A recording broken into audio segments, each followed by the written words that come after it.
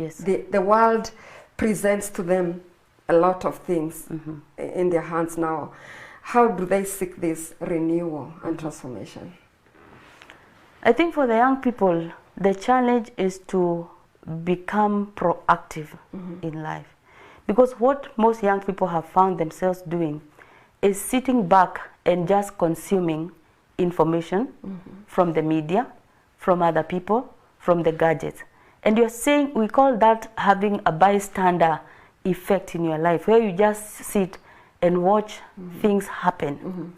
So they need to take a proactive approach to life and find themselves doing things with their hands. Because what you find is that a person will spend a whole day maybe watching movies or watching things on the gadget. You know, that is pursuing very, very simple pursuits that may not produce much later in life. And that is a sure recipe for failure. So what are we saying is that young people need to understand that there is simple pursuits and artificial amusement, where we are just watching things that entertain us, but that is not real life. Real life is still out there waiting to be lived by them. And what I like telling young people is that real life is when a doctor sits with a patient, takes the diagnosis and gives a prescription. Is when a teacher is in class and takes a 40 minutes and says, I have taught this lesson. Real life is where you do something and you can look back and say, I achieved this. I did this. I cleaned my house. I washed the utensils. I ironed my clothes. That is what real life is. But you will find that most young people will be deep into that, what we are calling artificial amusement. That they will tell you that the whole day, I have spent the day watching movies, watching videos. Because what we do is that the things that we do must be deliberate. You must be asking yourself, as I spend these 2 hours doing this, what results am I expecting to produce? How is it going to change my life? That is what real life is. And that's why we need to actually let young people understand that there is a difference between artificial life and real life. The life of gadgets, unless they are using them for the learning, because today with the pandemic, we know that the gadgets are being used for classes, online classes. That is understandable. But we know there are also other things that they do with the gadgets that are just for amusement. They will not produce any results. At the end of the day, what this person will find is that they have wasted their life. And actually, even as they pursue that life of this artificial amusement, life is still passing. Life is still passing. And we say that that person is actually climbing the wrong mountains. But at the end of the day, they may look back and realize that I was climbing the wrong mountains.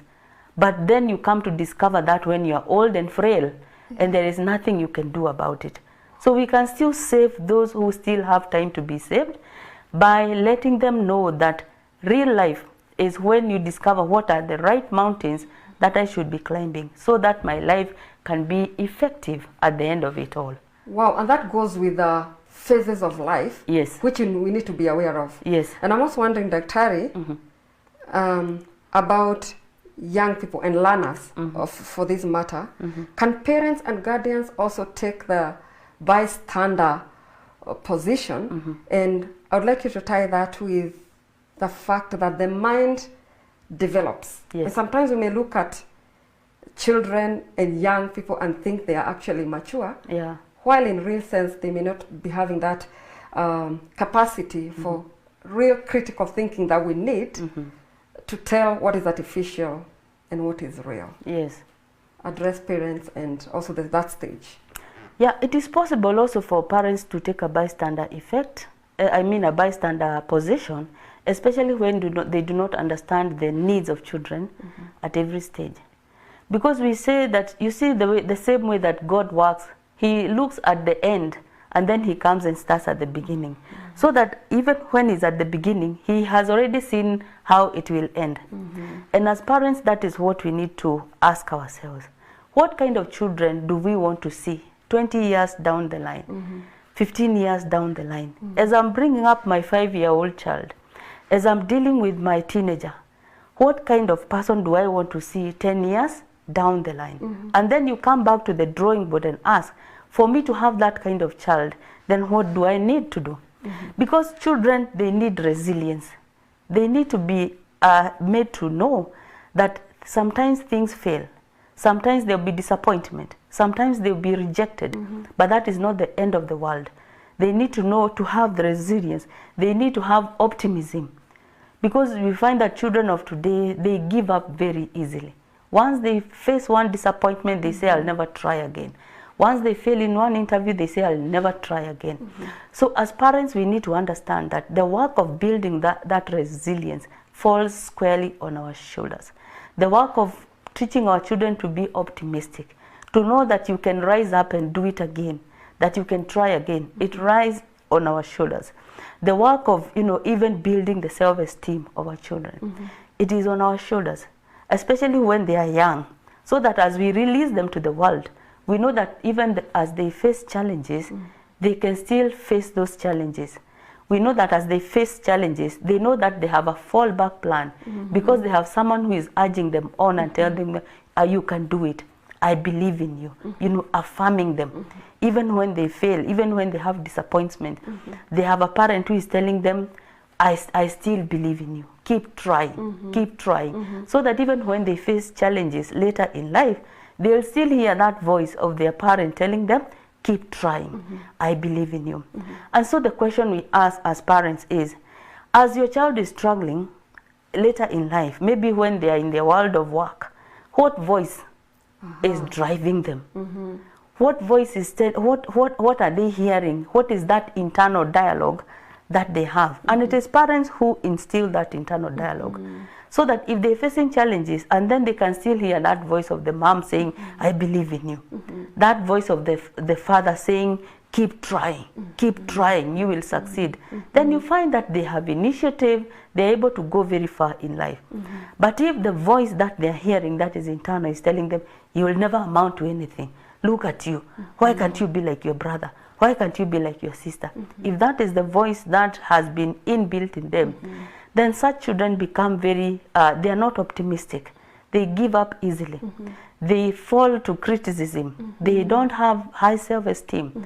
And so they are not able to, they have to struggle more than others to succeed in one thing. So as parents, we are saying, we cannot prepare the world for our children, but we can prepare our children for the world. Hey, that's profound. Yes. Can you elaborate what you mean? I'm saying the world is unchanging. Life is emotionless. It is not waiting to pamper our sons and our daughters. No one is out there waiting for your son to give him a shoulder to cry on. Everyone is busy with their lives. That is the world, and that is the reality. But since we cannot change that world to make it a better, place for our children, what we do is we take the children that we have and we prepare them for that world by building resilience. Because disappointments will come. That is how life is. Rejection will come. So how will they handle that when we are not near them? It is that voice that they will draw from that tells them, keep trying. I believe in you. You will succeed. That voice that tells them, I have blessed you. That is the voice that will give them the resilience. That even when they face challenges, they say, my mom believes in me. I'll try again. My father believes in me. I'll keep trying. Yes. And Daktari, at what stage does the mind really mature? And I want us to connect that with the so-called 7 mountains of influence, media and arts being 2 of the main, two of the mountains of influence. So that connection with the mind, the development of the mind, so that parents and guardians can be aware of this and the effect thereof. Yeah. You know, we say that right from the time a child is born, there are some psychologists who say that the child is born with a plate on which nothing is written, a blank plate. They call it a buralasa. And it is parents and the environment who keep writing things on that plate of the mind. And the things that we do to our children when they are young, the words that we say, we imprint information on the mind of that child. And it leaves an indelible mark. And that's why you find even people who are in the middle age, but they are still suffering low self-esteem because of things that were done to them when they were 5 years, when they were 2 years. So a child up to a time when they are around 25, they are still very impressionable. They can still be influenced by other people. They may not have the strength to withstand, influences from other people. And that's why we talk about, teenagers being influenced by peer pressure. They are still impressionable. They are still looking up to their peers, and they can be influenced either in a good way or in a bad way. And that is why you find that even when you talk about issues of drugs and addiction, we say that when a child or when a young person is indulging in alcohol and drugs, before they are 24, 25, it becomes very dangerous because the brain is still forming. It is still not fully developed, meaning that when they start indulging in alcohol and drugs, then the drugs will be intertwined in the brain formation. They take over the neurotransmitters, and the drugs, they become part of the brain.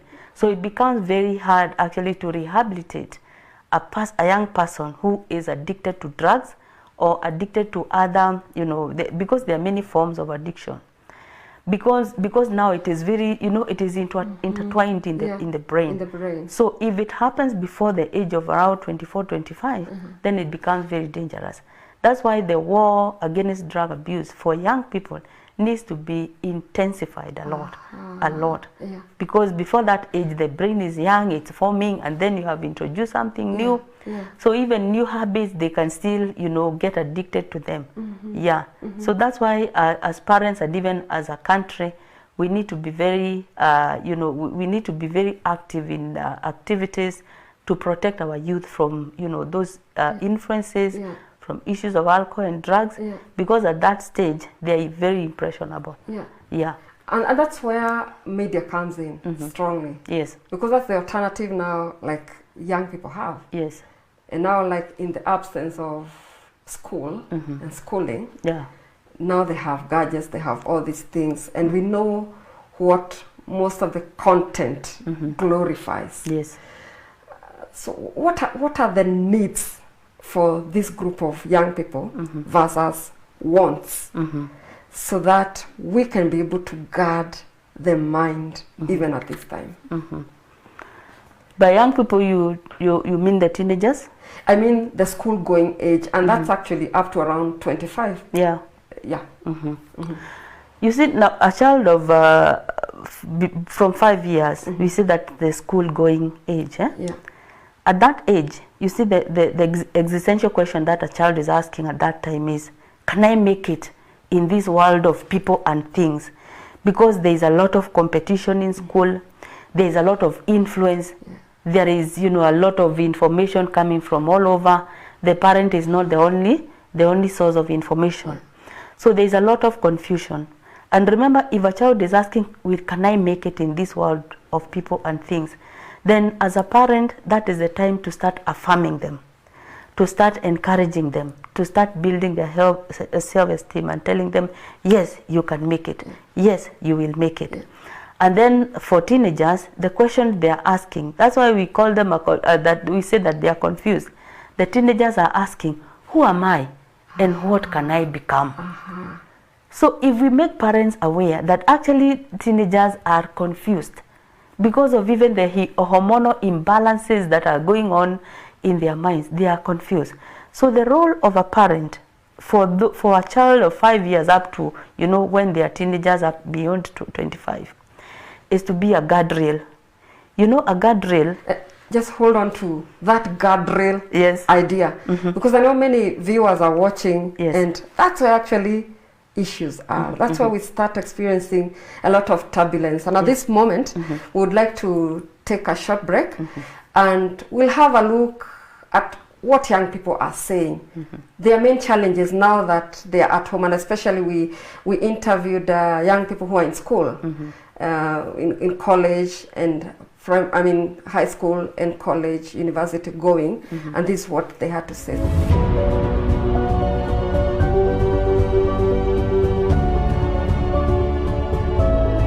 My name is Mercy Wangeshkani. I school at the Technical University of Kenya. I'm in my 5th year, my final year. Yeah, and I'm studying geospatial engineering. Jed? My name is Jedidan Dirango. I'm in USIU doing my master's in digital communication. I'm in my final year. Actually, I'm working on my thesis. Great. Andy? Hi, I'm Andy Michael Munyiri. I school at Alliance High School, and it's my 1st year. Great. John, you will introduce yourself and also give us an overview of what challenges young people are going through, and especially in the area of the mind, because we are talking about the mind being a great asset, but then being a battlefield at the same time. And this time of Corona, we know we are at home. I mean, used to programs, but they are not there anymore. Used to schedules, they are not there anymore. So all these challenges can make us vulnerable. So what are young people going through, even as you introduce yourself? Thank you very much, Reverend. And I want to take this opportunity to thank you for the program. My name is John Mwangi Munyiri. I work with the county government of Nyeri as an administrator in the governor's office. And this is indeed a special topic because, as you can see, it is indeed a point of reference, because like yesterday, we were talking about the pregnancies that are taking place among our young people. And indeed, we need to accept the fact that a lot has been happening and there's a lot of change.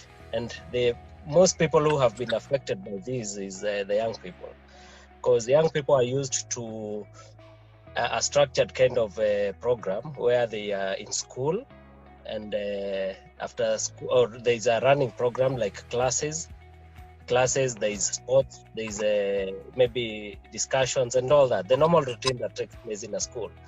But now we are finding ourselves in a dilemma where all the young people are at home. And probably the guardians are busy, they are at work, the siblings probably they are still at home, and the kind of dilemma that is there is that now the young people are at home, all of them, with a non-structured program, and we have the e-learning for some of those who are still in school, but not all are in e-learning, because as you can see with the network issues and all that, a big percentage of them in the rural setup are just actually at home helping with the home chores and all that.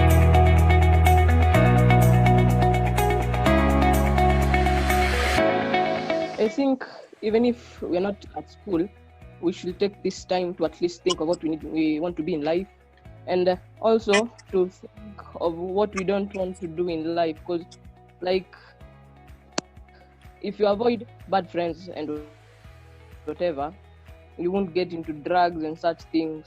Then, if the decision of the government for us not to go to school this year, it's for our own benefit, because if we go just for the exams, then only few people do the exam. It won't be good. So I think what's happening right now, what the government's decisions, we should take them positively and just hope for the best.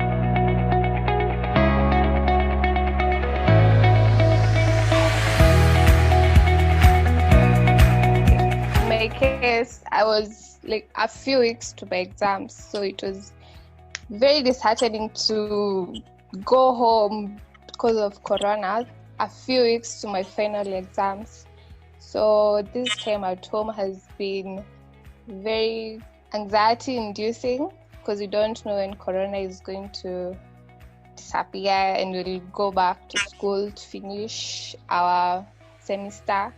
also you don't know how things are going to be when you go back to our semester, if you're going to start the semester anew or if you're going to continue where we left off.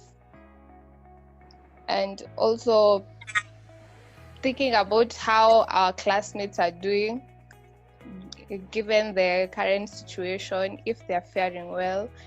And also some of my classmates have lost family members, so now I can't console them because we are in different parts of the country and traveling is very hard at this time. So we only rely on calls and WhatsApp to check in on them to make sure they're fine. Yeah. When Corona happened, I was in my last semester for my final year. But then I wasn't much affected since we have the chance to study online. So classes are still going on and I'm actually doing my thesis. So everything is kind of normal, but not really normal since there's no interaction like in class. It's only in online where you're sitting in front of your computer and everything. So it's affecting in that you're not really concentrating most of the time because you're comfortable at that point. Like you're on the bed, so it's very easy for someone not to concentrate. Another thing is you'll find yourself mostly on your phone, even though class is going on. So at that point, you're browsing or you're on social media. So at this point, you're watching maybe stories of your friends, and maybe they're not in class, those who are not going online for classes. So they're doing other things that you're not. So you start to compare yourself and you start to seem ungrateful. So those are some of the challenges. And what I do to get my mind is for now, I'm focusing so much on finishing school, that is my master's, regardless of what is going on. I'm focusing on finishing school. And also I have the support of my parents and my mom, who makes us pray and read the Bible every day. I think mostly they should keep a positive mind, so that if they have a positive mind, even the ones close to them will have a positive mind and all will go well. Keep praying. If you're stressed of someone, and be positive. Don't lose hope. Everything is going to be fine. And as Mercy said, keep praying. Also read the Bible and remind yourself what God has promised. Thank you very much. I think for the guardians out there, let's take care of our siblings. Let's take care of the youth who are at home. Let's encourage them to be positive thinkers and possess positive energy. And above all, as Proverbs chapter 4, verse 23, that it tells us that above all, let's guard our hearts. And for the young people, do something positive at home. Don't be a nuisance. Don't be a baggage. Usikue mzigo kwa mzazi. Yeah, use your common sense. Possess positive energy. Do something constructive, because this period of Corona, historically, you'll talk about it at some point. Just in case you've just joined us, today we are continuing with a series on dealing with change and specifically guarding the mind, because we know the mind is a great asset that we have been given, yet the brain is a great battlefield, and whoever manages to get your mind actually gets you. And that's why we want to really guard our mind. We ended the show at the point where Dr. Beatrice Mainge, was talking about the guardrails that are needed this time. Let's continue from there. Thank you, Reverend. I was talking about the role of parents from actually every stage of a child's life, acting as a guardrail. there is a difference between a guardrail and a roadblock. A guardrail is supposed to prevent the vehicles from flipping over and rolling. And so we have to allow our children to live their lives. We don't have to fight their battles for them. All we can do is train them on problem solving and maybe intervening where they need our help, but not jumping in at every request, at every problem, because then that is what we call a helicopter parent, where you just hoover around your lives of your children, fighting for them, fighting whoever is fighting them, doing their work for them, doing things that they should be doing for them. And you know, when you do that, it's like you are teaching them to be helpless. We call it learned helplessness. And then later we complain that our children feel entitled, that they have an entitlement. Who taught them that? When we do everything for them, we are telling them, hey, the world is there to serve you. All you need to do is sit back and make demands. And that way we teach them to be helpless. And so later in life, when they are on their own, they find that they are not able to do anything for themselves. And so they start fighting with people. They start fighting because no one is there to give them the same lives that their parents gave them. So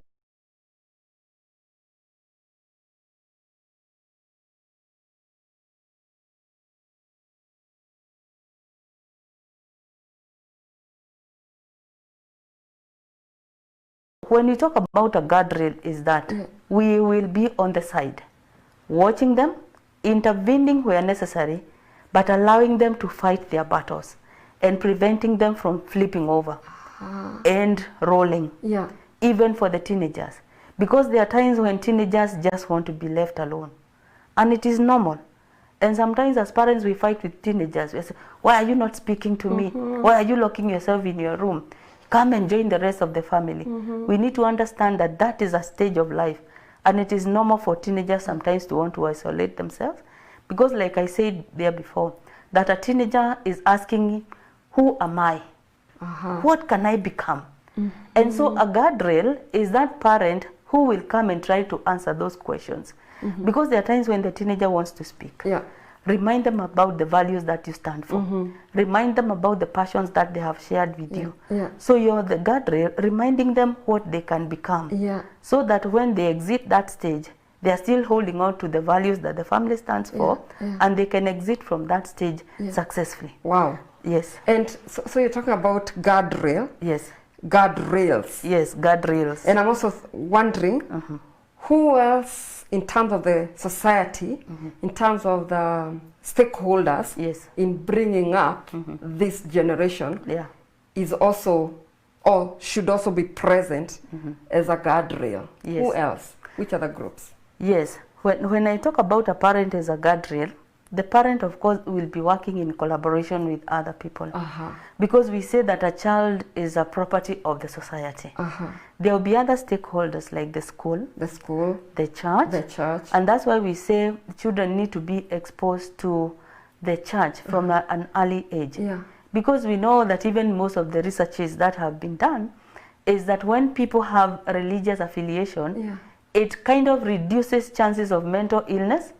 It reduces chances of drug abuse among young people.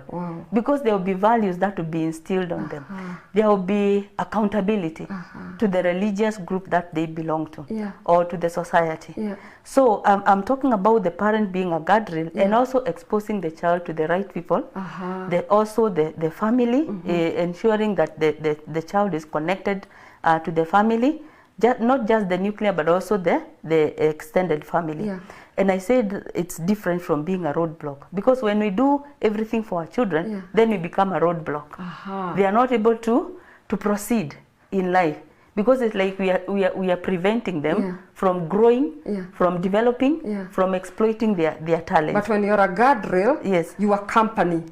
You accompany. You give security. You give security. You that's the one. prevent from flipping over. Yes. And I like that. Yes. That all the other stakeholders also can reaffirm. Yes. Can make these guardrails stronger. Yes. So that should there be storms. Yes.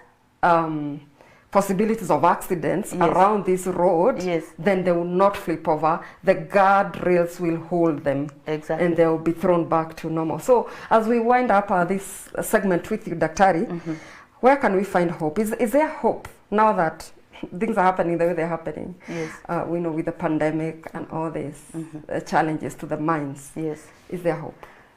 There is hope. Yeah.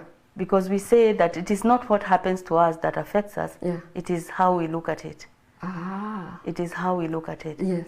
And I saw an article of someone talking about what are the positive things that this pandemic has brought. Because as parents, sometimes we have had ourselves not spending enough time with our children because of maybe the demands of work and the demands of other societal expectations. But now we have been given that golden opportunity to rebuild the broken relationships, to instill in our children the hope, the resilience, you know, the confidence. We can take advantage of this time of the pandemic when we are locked down with our children, doing the right things with them. Because if a child is asking, can I make it? Shall we ever go back to school? What voice are we speaking into their lives? Can we speak hope into the lives of these children? Can we tell them that this is a pandemic that is all over the world? Everyone is affected. So can we build our lives in this time of the pandemic, so that as the pandemic is over, we shall look back and say that during that time, I was able to do this, I was able to do this. If you have a child who has low self-esteem, can you build that? Can you build their confidence during this time? Yeah. There is hope. There is hope because we have an opportunity to rebuild. Yes. We have an opportunity to realize, you know, our giftings, our potential. Yes. So we have time, we have an opportunity to build resilience, to build courage, and therefore face the future with hope. Yes. Thank you very much, Daktari, for finding time to be on the show. And we will be consulting you in the future because you've mentioned very profound things that we were not able to expound the way we would have wanted. And I know there are many questions that will come from the viewers. So thank you, Daktari. Thank you, Reverend. And dear viewer, we still have another segment of the show where we are welcoming Dr. Ezekiel Mutua. And so we'll take a very, very short break and we will be right back.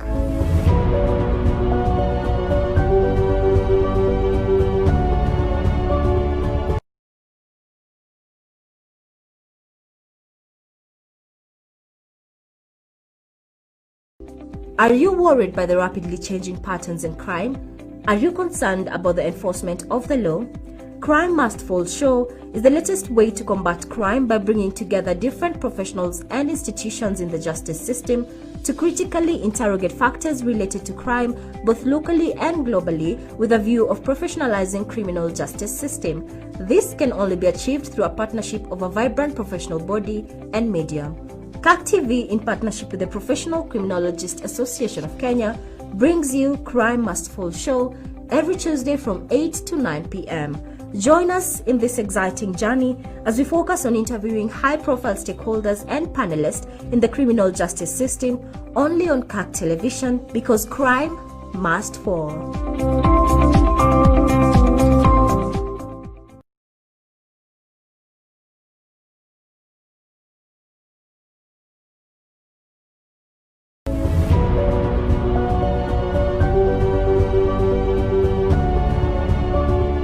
Welcome you back to the Rays of Hope program. This is the second segment of the show. Earlier, before we went for break, we did tell you that we have Dr. Ezekiel Mutua with us, and we are very, very excited to have him. Just in case you've just joined the program, we are today focusing on the subject of guarding the mind in our ongoing series of dealing with change. So karibu, keep following CAC TV on YouTube and on Facebook. You are most welcome. Dr. Ezekiel Mutua, it's such an honor and a privilege to have you in this Rays of Hope program. And we'll ask you to introduce yourself, and for the sake of the viewer, just briefly break down the work of the Kenya Film Classification Board. Welcome, sir.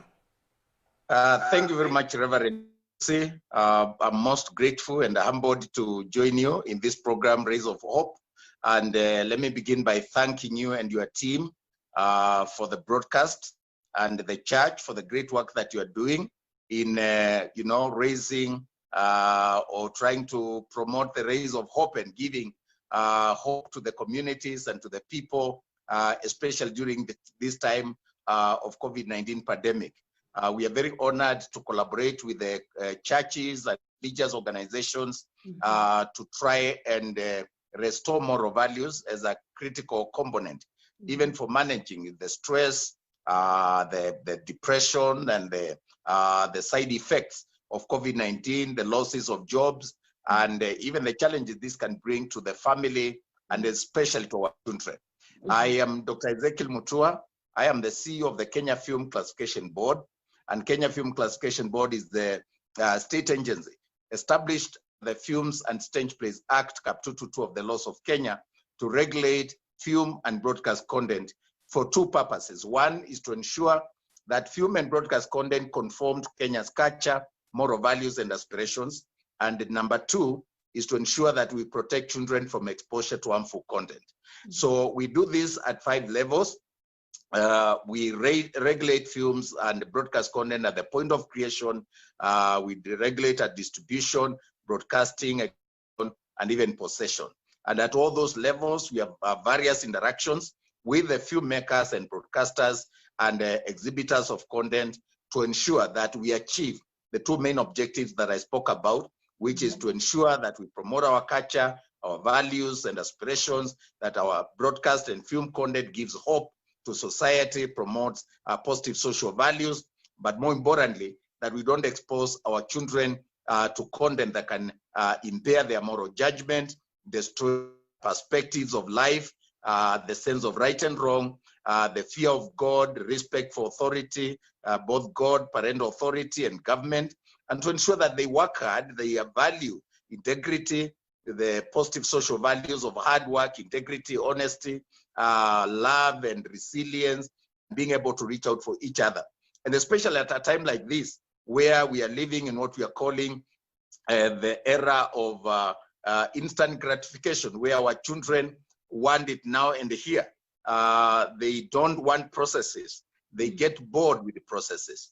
They get discouraged with the processes, mostly because of what they see on the media, that you can put 50,000 in a betting game and you win 200 million. And they see a socialite who says, I have not gone to school, I'm not a professor, but I fly first class. They see these kind of images that make life look cool. Even people smoking or drinking and making look like it's cool, or even foreign cultures that do not promote family values, cartoons that promote homosexuality, and so on. These issues define to a very great extent the kind of society that we are going to have. Because to have a cohesive, hardworking society that respects the rule of law, that upholds their own integrity, their good health, that is not given to behaviors that could lead into crime, helps the country to remain progressive. And there is no nation anywhere in the world that has progressed without moral values. Yet moral values and our culture are to a very great extent promoted through what we see. Like you rightly said, Reverend Lucy, media and entertainment, these are some of the major platforms or mountains of influence. And they determine greatly the kind of images that our children watch, especially the kind of stories that they listen to, the kind of environment that they grow up in, determines to a very great extent what they are going to become. So whether they will value their parents, whether they will value the rule of law, whether they will value hard work, whether they will value decency in general, whether they will value godliness as a virtue, will value being content with the little that they have and not comparing themselves with other people, and therefore working themselves to depression because they don't have this. A kid in this home does not have a PlayStation 5 like the other one, and they're all competing. No, to know that we are all not the same, and that You know, we are wonderfully and fearfully made the way we are. Don't have to be lighter or darker. If God wanted me to be tall or, you know, shorter, he made me the way I am, and I'm fine. And I have my own contribution to the story of humanity as I am. Now, those values and those perspectives, they are shaped by the media. So media is a double-edged sword. It can build and it can destroy. And that's why we say we should have an ecosystem, both from the creation of the content distribution, broadcasting, exhibition, that promotes positive social values. This is what we do at KFCB.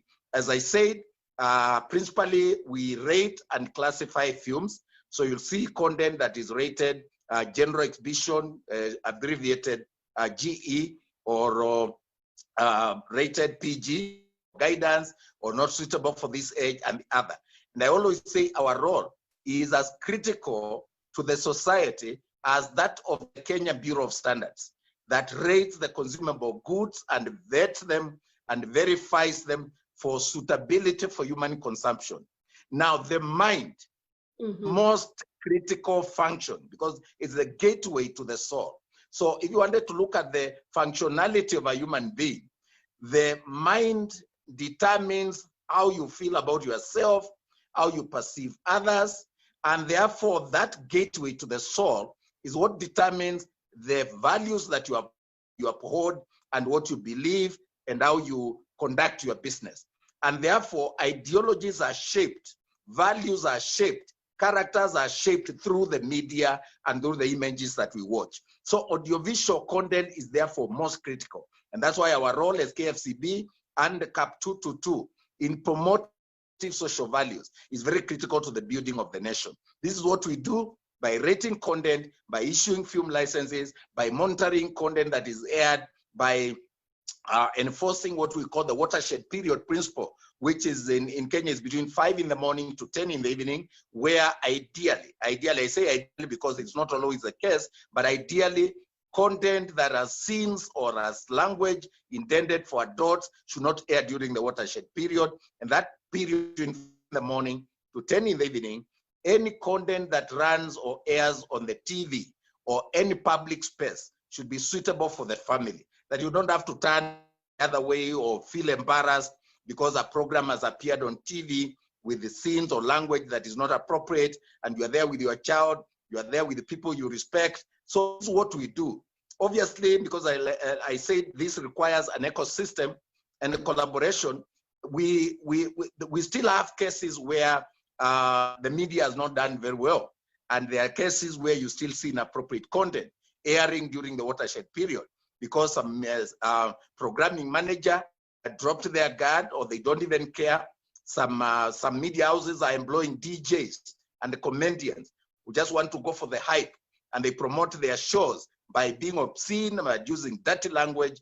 And so there synergy in the process to ensure that media houses also uphold the programming code and air only that which is suitable for the family during the watershed period. These are the challenges that we face, and that's why it is so important for us to partner with the religious organizations and Christian broadcasting stations that uphold these values and speak about them in your day-to-day work, a part and parcel of this campaign. And we are so grateful to partner with you and to see the work that the PCA Church is doing in trying to light a candle in this dark world where social media and hype and the culture of socialites and celebrity culture has taken over our young people, and to try and tell them we still need to have values. I think we find you as a critical partner, and we are so grateful to be in this program today. Wow, thank you very, very much. That is very enlightening. And we are in a critical season because we have time in our hands, especially young people who are out of school now, and we're not even very certain when they're going to resume. So they have time in their hands.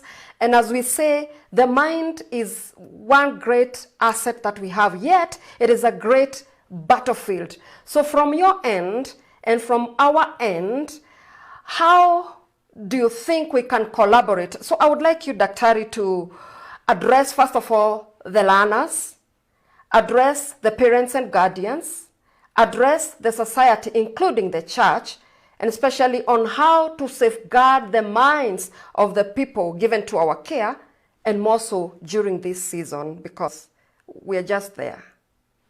Thank you, Dr. I think, first of all, the greatest thing that one could do is to lay the infrastructure that helps us to connect with our young people, particularly during the time of crisis like now, when they need positive messages. And what I see the PC has done to have even this program, Rays of Hope, and to be able to have a station that can reach out to the populations under your care, I think this is a great thing, because a lot of people talk, but we don't move as Christians from the talk to the doing, so that we can influence society in a positive way. The Bible says we are the salt of the world. We are the light of the world and the salt of the earth. And I think those values of bringing light, and you don't need a lot of light in a dark place. The darker the more little light will have influence. You don't need a lot of salt in food. Just need a little salt, and it will have influence just by its very nature. Salt will bring influence, will change the taste, will change the flavor, and it will bring a good taste. We are living in a world, like you've said, our children right now at home, a lot of families are suffering from joblessness. You find both parents could be there, the guardians and everybody, and sometimes you don't even know where the next meal will come from. Much as the government is trying its best and the church is also trying its best, we still have people who are suffering, and we have kids who are suffering from basic needs. They just want to put food on the table. So these are challenges that people are facing. But there's something that defeats all these obstacles that we face in life: having hope, inherent hope and faith.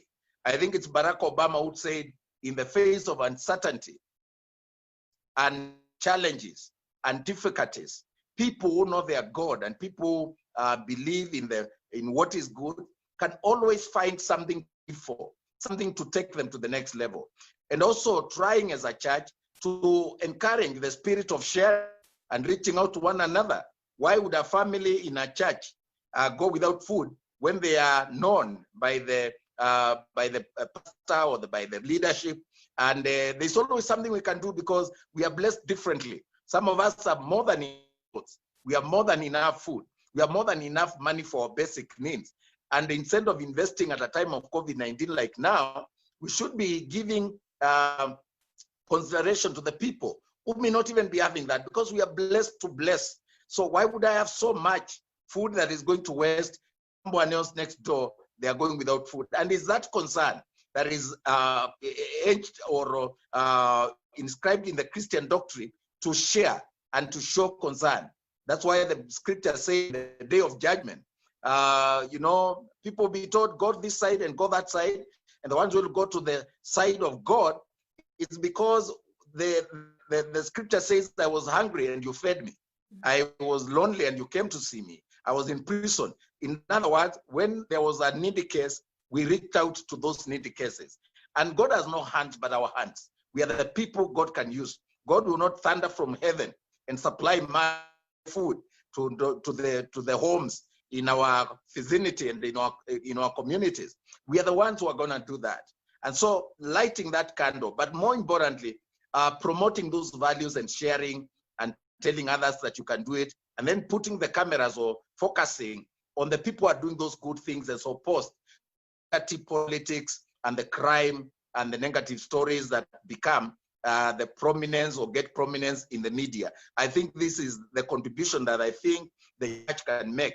Of course, as a government, we are doing so much, but again, the government cannot be everywhere, even in terms of upholding the COVID-19 mitigation measures and safety measures that will ensure that these diseases are not spread. It's our responsibility. You just mentioned that you have been following me and my old parents. I would like to visit them. I would like to be with them. But every time I think of getting into my car to drive back home, I think of safe, could I be risking, visiting? Yes, we'll enjoy the pleasure of that moment and meeting and so on. I know my parents would like to hug me and shake my hand and so on and so forth, and we enjoy moments. But I look at it and say, if I can just talk to them on Zoom and just tell them there's Corona, I would like to visit you, things will be okay. I love you, and I ensure that I M-Pesa, they have all their needs met, and they're able to stay another month as we wait, so that I don't expose them to any risk. So we can raise that awareness together. So one of the things that I want to emphasize is actually collaboration in awareness creation or public sensitization, both about the COVID-19 mitigation measures, but also in terms of the data content that's available everywhere, both on TV, on radio, on social media, in our public service transport vehicles, and so on and so forth. The church has a very important voice that you can raise. You know, I like what you're calling the rays of hope. You can speak about these issues. You can light a candle in the darkness and encourage your members. And if you can build a network of Christians who will say, I'm going to talk to my children tonight to ensure that they don't watch that content. I'm going to have a conversation with children to ensure that they understand what we are doing. And more importantly, the programs that we are carrying out as a board and part of the government, that they can also find space in your networks and in your framework so that we can work together, because nobody can regulate alone. As KFCB, we cannot win this war. We need parents, we need children, we need the churches, we need the learning institutions to take part. And also we need even the people who manufacture these gadgets and people who manage the internet service provision to ensure that they do not allow inappropriate content to find its way to our children. But we can do more when we empower the young people with information that gives them hope, information that empowers them to keep away from these negative vices, and they take care of themselves. The best way to protect our children is to give them the correct information, is to empower them with information so that they make responsible decisions, consume the media intelligently and responsibly, and they say no to that content because they know and they have information why they shouldn't watch that content. So that collaboration, I see a very big role for the church, working with the Kenya Film Classification Board, working with other government agencies, working with the Nyumba Kumi and the government structures on the ground to ensure that, one, we can identify needy people, we can identify needy cases in the communities, we can be able to promote, the measures that are being promoted by the Minister of Health, but more importantly, we can identify the needs of our individual members and share and identify the bodies within government that can come in to supply the correct information. As for our learners, like you say, right now, our children at home, by the very nature of the online learning that they have access to gadgets. And those gadgets, like I said, they're a double-edged sword. So when you are giving your child a phone, when you are buying them a computer or a laptop and giving them the time to study, you need to be that in there could be some very unpalatable content or something. And the children are very inquisitive and curious. They want to, so those pop-ups will lead them to want to know what is there. And a lot of people who create this data content, they have their own ways of connecting with our children. Pinto files, criminals, even people who radicalize our children to, radicalization towards imitable behavior, crime, and so on. They are on the prowl on the internet. And we need to tell our children there's the dark side of the internet. So engage knowing, just like in life, there's the good side, there's the bad side. There's light and there's darkness. There's positive, there's negative. And therefore make a choice. And empowering them to make that choice, I think, is the greatest achievement that we can make working together. And so the church has a role to raise awareness and to work with us. Let me just say, Reverend Lucy, that as KFCB, we have reached out to other partners, and that's why, first of all, I could not miss this interview for anything. We are also working with other government agencies to promote this collaboration.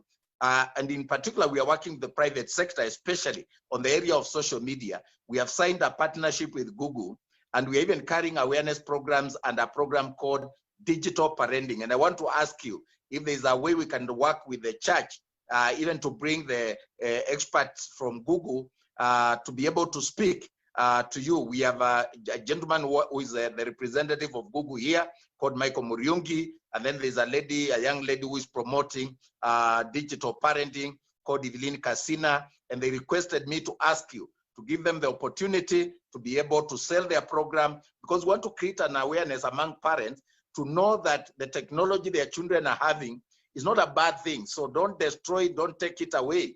Interact with them and create an environment where the parent and the children can have an open conversation, and they can know why those things we say are bad, and what they can do to them. And so we'll be willing to introduce them to you, for them to be able to talk to your churches online, or even using the program like this one that you have. Google experts can come and you record them and you run that program on your station. It will create a lot of awareness. It will empower a lot of parents. They will understand some of the behavior of children who are getting addicted to certain bad content. They'll be able to create a sense of collaboration with their children, so that when we are bringing up our children in this era of digital technology, we don't get the disconnect that we're having at the moment, that we can all be able to enjoy technology together and assist our children to use technology for innovation, for networking, for education, but not for things that are going to destroy their values. Wow, Daktari, what you have said in those few minutes is so profound. And what we wanted to do in this interview, which is quite brief, looking at what we could say to people, what we wanted to do is to start creating awareness and also start the conversation. Because in this program, we look into starting conversations, sharing stories and narratives that inspire courage, inspire resilience, and inspire hope. And so this conversation, Daktari, will continue, and definitely we do want to collaborate. And we'll be reaching out to your office to see how we can implement. We don't want to be those people who just talk and do nothing. Actually, we want to do it like yesterday, because we need to arrest the situation. We need to guard the minds, because whoever gets the mind then gets the people. And we just can't allow us to go down the drain, or the minds of the young ones to go down the drain. So as we end the program, Daktari, I just want you to give your parting shot, one line. What would you say to the people in the Rays of Hope program? I want to say, despite the challenges that we are going through because of COVID-19, there's hope. We will overcome this. I know our children in particular are going through very difficult times without socializing and so on. We are meant to connect as human beings, and I want everybody to develop the resilience and the strength and the faith and hope that COVID will be over and we shall meet again physically, shall be able to enjoy the interaction that we have. In the meantime, please, parents, watch or monitor what your children are watching. Every parent, take responsibility. These are your children. Please monitor what they are watching and have a conversation with them. Guide them to know that bad content destroys good morals, and they can only become responsible and great people, successful people, when they are brought up in a disciplined way and they keep away from crime and bad content. Thank you very much. And that brings us to the end of our show today. And actually, even as we come to the end, it's actually the beginning of a great conversation that we want to have. So the conversation continues on our social media platforms. And again, the Rays of Hope will be coming to you again in a week's time. Thank you very much for joining us. We thank our panelists. We thank them so much. They have shed a lot of light on this important subject of guarding the mind. Thank you, our viewers, and may God bless you.